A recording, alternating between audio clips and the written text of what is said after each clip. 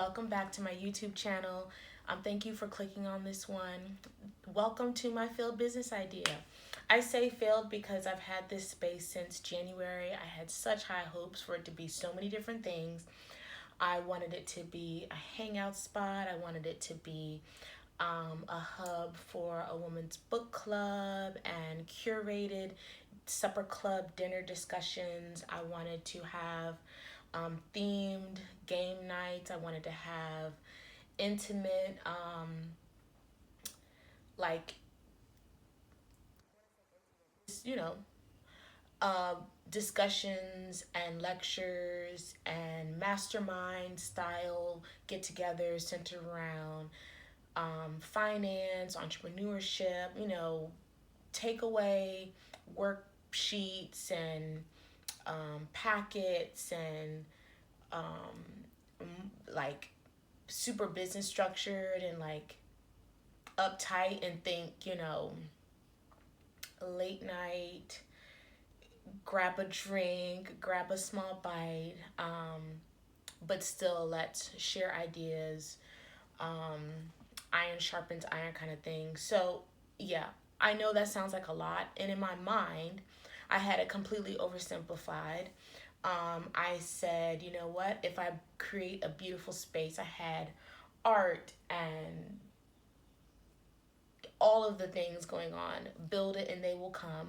I knew absolutely no one in the right industries to even begin to promote. And even when I got down to like, okay, use social media to network, connect, maybe partner with some people that need a space and an intimate event space, that kind of flopped. And I really struggled when it came the beginning of summer to like, should I pull the plug or should I have this resilience? Should I have this, you know, buckle down harder and keep going? And it was a hard call, but I hadn't made a penny.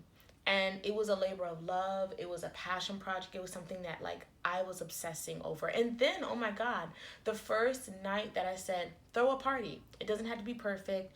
You don't even worry about super fancy marketing and inviting the right people. I told everyone that I knew that night. I bought food, I bought drinks. I wasn't able to hire a bartender at the last minute, but that's neither here nor there. And it stormed cats and dogs. And I told a few people, don't even bother coming because it's storming like cats and dogs, thundering. I did not check the weather. And no one came. And it was just me in here, and I played some music. Matter of fact, it was The Sky's the Limit, Biggie Smalls. I poured a glass of wine. This is not wine, but I just love these glasses. I poured a glass of wine and I danced my ass off and I said party of one. And I had told myself even if one person shows up, we're going to have a great time. I don't know what games we're going to figure out what to do with just two people, but we'll figure it out. Like I'm going to entertain the hell out of them. I wasn't charging. I just wanted to just get my feet wet and throw a party, throw an event. And I love entertaining. I love laughing. I love drinking. I love having a good time.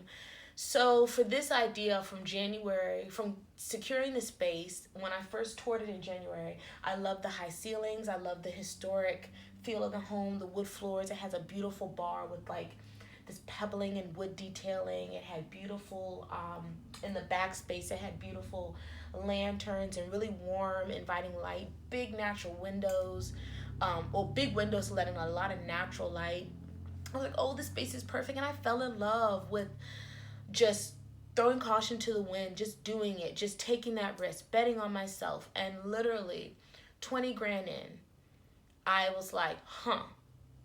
I had sourced the furniture, I had bought, I just did so much. And I wanted to share because I actually strangely don't feel defeated. I don't feel deflated. I don't feel, do I have regrets?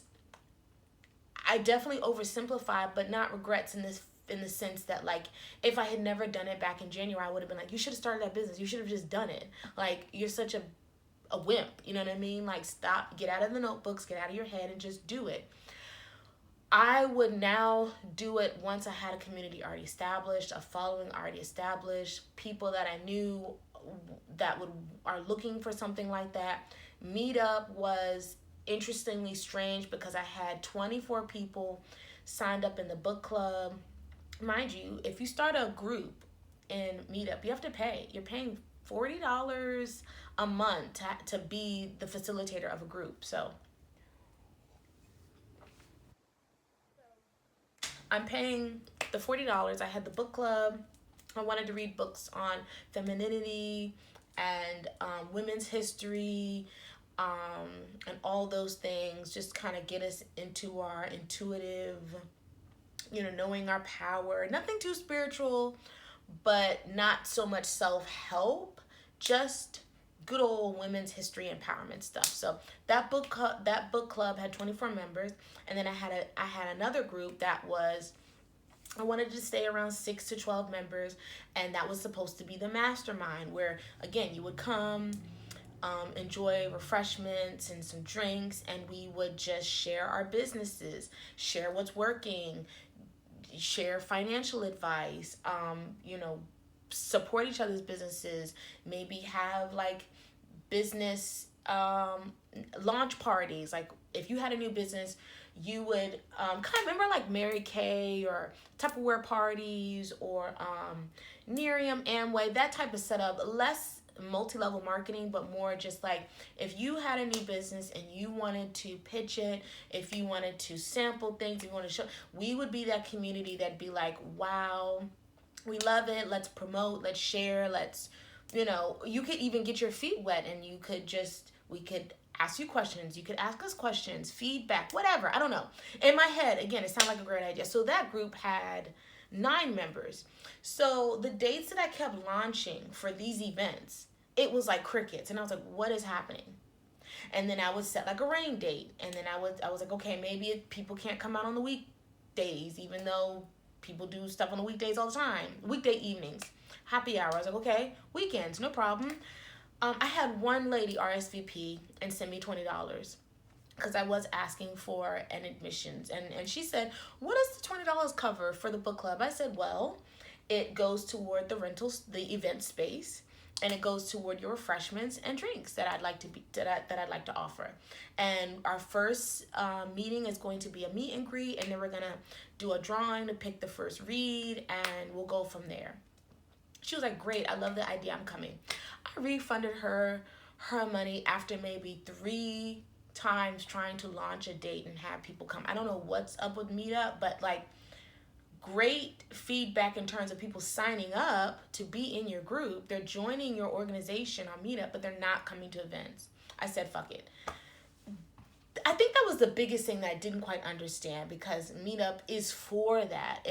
I wanted less online and more face-to-face connection, not in a bookstore, not a noisy lounge or club. When I go out by myself to get a drink or eat lunch at the bar, I do speak to whoever's on my left and my right, and I make great connections. But I'll never forget one time I went to dinner at a steak house, or I guess it was a steak, downtown.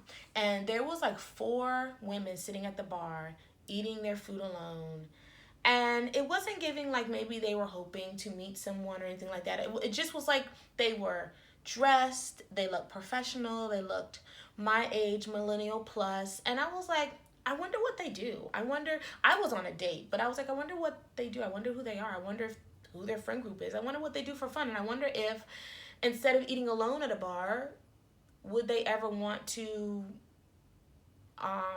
be a part of some of the ideas that I have? Or if they didn't like my ideas, what ideas would they be looking for? Like and you guys might also too recall there were women's clubs that were paid membership.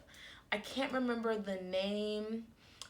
Some of them don't exist anymore, but not quite co-working spaces, but just places that women gathered to, they could co-work if they wanted to, but there was books available, so they had like their own little mini library. They had events, obviously, lectures, get-togethers, just a space to just decompress or do whatever you wanted to do. But it was a place that you congregated where you knew like-minded women were. And also too, adding a layer on that, that's what I kind of hope this would be like. If you saw the door open, you knew I was here, come on in.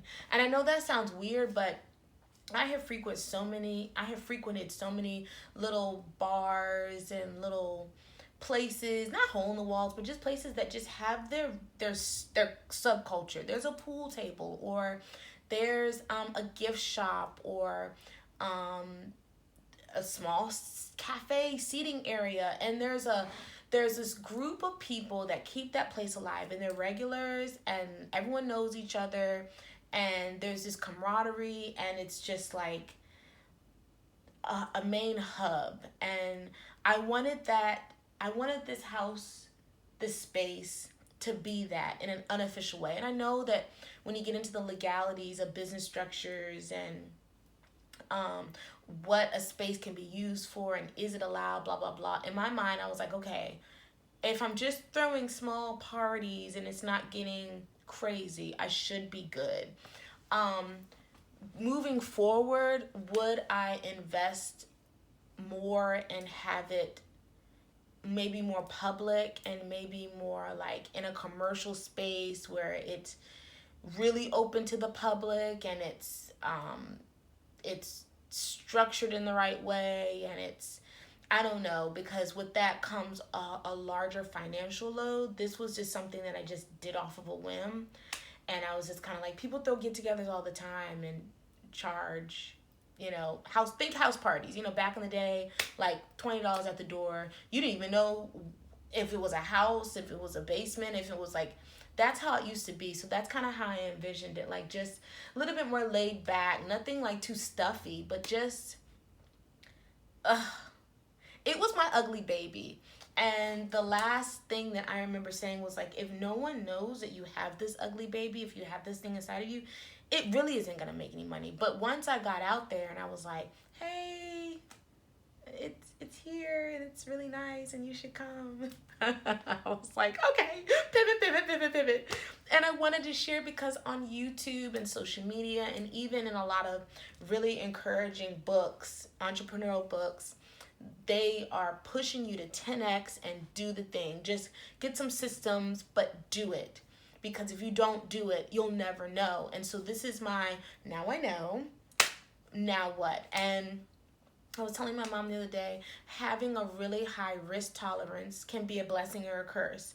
I've already been thinking about other ways to make my money back, my 20K back. That's not going to help with some other things that I have going on. And of course, I right at the same time of all of this, I found my dream home, and I was trying to just like, oh, that's going to make some quick flip money. That'll be my down payment. Boom, boom, boom, boom, boom. It should be perfect. Everything should be perfect.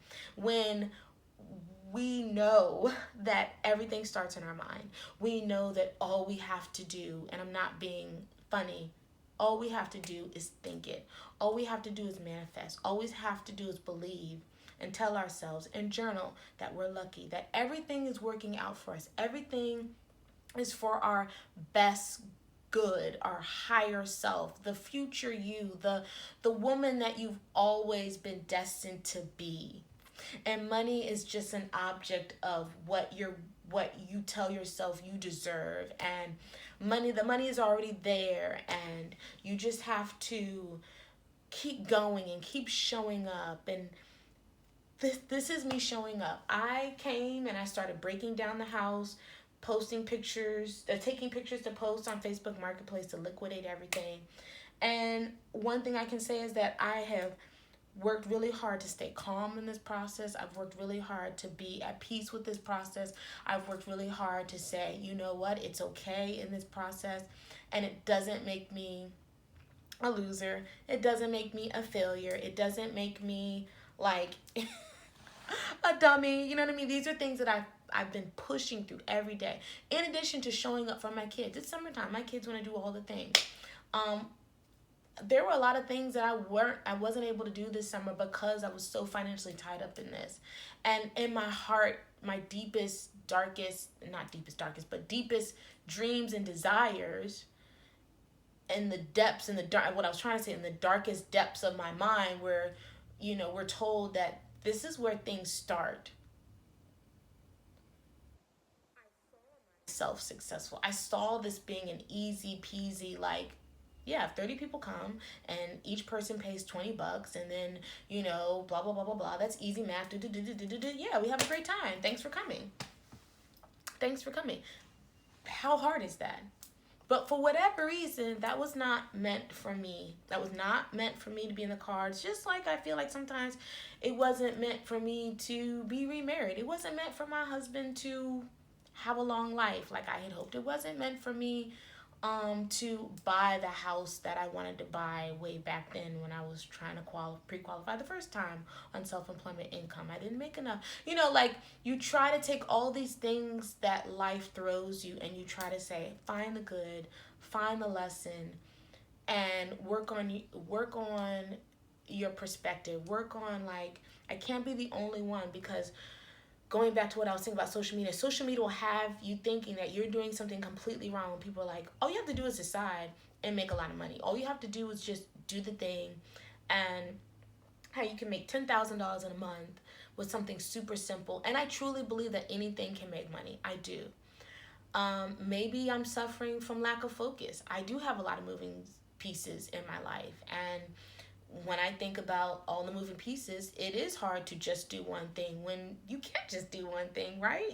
Your self-care, you're trying to be your best self. You're trying to be a mom. You're trying to be a daughter. You're trying to help your mom's business. You're trying to have your own business. You're trying to buy a house. You're trying to maintain your credit. You're trying to keep your debt to income ratio low. You're trying to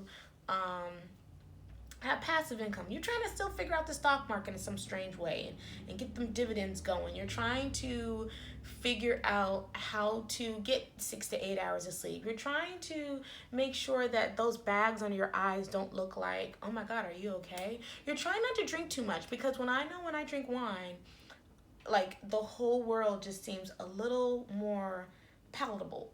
I also try really, really hard to wait till 5 o'clock. So you compound all that. How can you only focus on one thing? And I'm not complaining, I'm just saying, you're not alone. I can't be alone. You're not alone, because I'm telling you, if you're watching this and you can relate, this is full transparency. Good luck to you. Don't give up. Don't doubt yourself. Don't let this be the indicator of what the future can be. Any other ideas? I'm no stranger to trying all the little side hustles that I see that I think are in my wheelhouse, that I think I'd be good at, that I think would help me, be creative and govern my time like I want to govern my time. Because remember, this is the kind of stuff that people do when they can't get back in the workforce. If Walmart won't hire me, I have applied for so many jobs. I have changed my resume so many times and written countless cover letters. And don't get me started on those, like, pre-employment assessments, typing tests, and questionnaires about your personality and all that draining waste of time stuff. At 36 years old, it's like, of course I would bet on myself, because the whole employment thing, just, I've been going at that for a couple years now too. Some seasons harder than others, but definitely this last 6 months I was like, look, Mel's got a pop. The nurse rentals have been lucrative. The hire car Turo world has been lucrative. Like, if I didn't try, I wouldn't know. So I know I can make money. I know you can make money. I know that there are things that you can do. Will it be thousands and thousands and thousands and thousands of dollars super quickly? Maybe, maybe not. But it's something. And here we are. So, here again, stick with me. We're not giving up. I wish you the best of luck. I'm wishing myself all the luck. And until the next one, peace. Bye.